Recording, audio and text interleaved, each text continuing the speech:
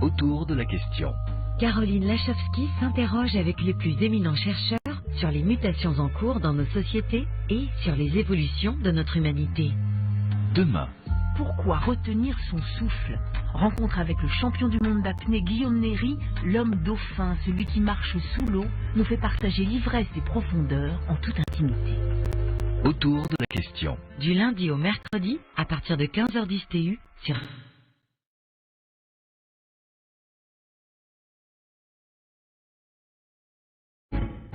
Marie Constantin.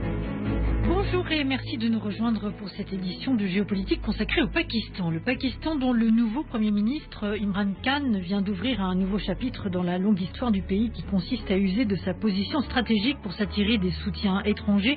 Cette fois-ci, c'est vers les nations de la péninsule arabique qu'Islamabad s'est tourné afin de maintenir à flot l'économie nationale. Regard sur le 6e pays le plus peuplé de la planète, 208 millions d'habitants, mais dont plus de 20 millions d'enfants sont privés de scolarité et moins de 30% des femmes ont un emploi. Les exportations du Pakistan n'atteignent pas le 5e de celles du Bangladesh et de l'Inde. La persistance de la pauvreté et la mauvaise administration ainsi que l'instabilité qu'elle génère sont un désastre pour le pays. Puissance nucléaire au demeurant où le fanatisme religieux semble avoir de beaux jours devant lui. Nos invités, Jean-Luc Racine, directeur de recherche et chercheur senior à Asia Centre, bonjour. Bonjour. Gilles Boquera, chercheur associé à la Fondation pour la recherche stratégique, auteur de Le Pakistan sans question aux éditions Talendier. Bonjour. Bonjour. L'Arabie Saoudite et les Émirats Arabes Unis ont donc offert au Pakistan 30 milliards de dollars en prêts et investissements. Mohamed Ben Salman est attendu pour une visite au Pakistan en février prochain. Le plan comporte un volet énergétique, 10 milliards de dollars pour construire une raffinerie de pétrole et un complexe pétrochimique. Une décision qui se fait, semble-t-il, au détriment de l'Iran, voisin du Pakistan, qui aurait souhaité, avec les sanctions qui lui sont imposées, être un fournisseur en énergie majeur. Monsieur Khan a été l'un des rares leaders mondiaux à faire le déplacement en Arabie Saoudite à l'automne dernier pour un grand sommet économique. Quelle analyse faire de ce prêt des Émirats Arabes Unis, de l'Arabie Saoudite? Jean-Luc Racine. En fait, ça traduit deux choses. D'un côté, ce besoin des autorités pakistanaises d'essayer de sortir de la nasse dans laquelle l'économie et surtout les finances du pays sont engoncées. En parallèle à ces facilités offertes par l'Arabie Saoudite, par les Émirats, peut-être demain par le Qatar, et des négociations entamées avec la Chine pour obtenir là encore des facilités financières, il y a vraiment l'ampleur de la crise qui met le gouvernement dans une position difficile, déficit courant, déséquilibre majeur de la balance commerciale, etc. Je passe sur les détails. Mais dans le même temps et depuis longtemps, le gouvernement est engagé dans des négociations avec le Fonds monétaire international.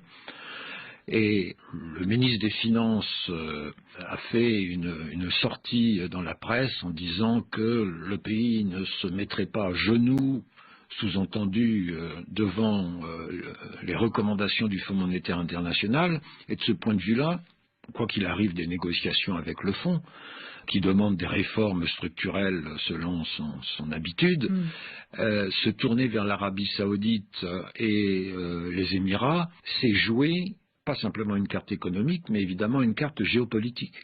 Les conditions offertes par l'Arabie Saoudite et par les Émirats, ce sont des prêts qui sont à des taux bas, mais par exemple pour l'approvisionnement pétrolier ou gazier, et là revient ce qui vient d'être dit sur l'Iran qui aurait aimé se positionner là-dessus, mais ça c'est une très vieille histoire, les tarifs iraniens étant généralement jugés assez élevés par ses clients.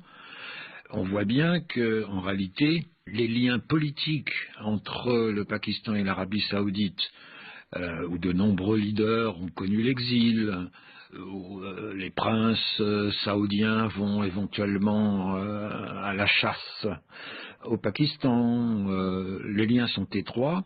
Et on voit bien que, faut se rappeler aussi que le Pakistan a accepté que son ancien chef d'état-major devienne le commandant de la force intervenant, de la coalition intervenant au Yémen, ce qui a suscité des débats dans le pays. Mais ce qui ne s'est pas fait spontanément non plus. Le Pakistan avait beaucoup tergiversé sur cette participation. Le Pakistan avait tergiversé parce que justement, il ne veut pas se couper non plus de l'Iran, qui est son voisin. Mais fondamentalement, donc les conditions qui sont offertes, et ça n'est pas la première fois par l'Arabie Saoudite, c'est par exemple des crédits conséquents sur l'achat de pétrole et des choses comme ça, c'est quelque chose qui est très utile au Pakistan, et les conditionnalités que va demander le Fonds monétaire international, là, ne se posent pas. Et c'est la même chose vers ce que le Pakistan essaie de faire avec la Chine, où il espère aussi avoir des facilités pour débloquer un peu des exportations pakistanaises. On reviendra sur le cas de la Chine. Gilles Bocquera, ce prêt de l'Arabie Saoudite et des Émirats Arabes Unis, prêt et investissement, c'est aussi pour permettre au Pakistan de se présenter plus en force dans sa demande auprès du FMI.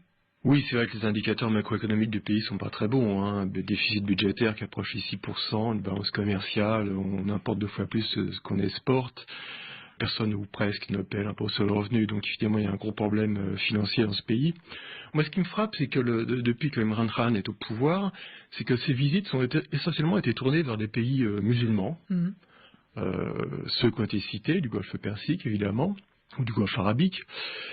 Et puis les 2 autres, c'est la Turquie et la Malaisie. C'est encore une fois des pays musulmans. Bon, si on accepte évidemment la Chine, mais la Chine c'est un peu incontournable vu que, évidemment, vu la situation financière du pays, le recours à la Chine est indispensable. Et les projets chinois, par ailleurs, de route de la soie, on en parlera. Oui, les fameux 50 milliards ou plus de crédits avancés par la Chine pour la réalisation de différents projets au Pakistan. Mais effectivement, il y a cette volonté, ce qui est je pense à peu près unique chez un dirigeant pakistanais, c'est d'écarter totalement des visites vers des pays occidentaux. Et je crois, il n'y a pas de précédent. On se tourne uniquement vers des pays musulmans à ce jour. Alors, est-ce qu'il faut rapprocher ça du fait que Imran Khan avait promis, après son intronisation, de créer un État de welfare sur le modèle de Médine du temps du prophète Mahomet? On peut dire qu'effectivement, il y a une volonté idéologique de puiser dans l'héritage musulman qu'on retrouve chez Imran Khan, qu'on ne trouvait pas forcément chez Nawaz, Sharif ou Zardari. Ses prédécesseurs. Vous écoutez RFI Géopolitique. La Chine, Jean-Luc Racine, il y a ce projet de grand corridor qui justifie des investissements chinois importants au Pakistan. Il est question de plus de 60 milliards de dollars. Qu'en est-il de la relation entre le Pakistan et la Chine aujourd'hui ? Il y a 2 choses à prendre en compte. D'un côté, il y a donc ce corridor économique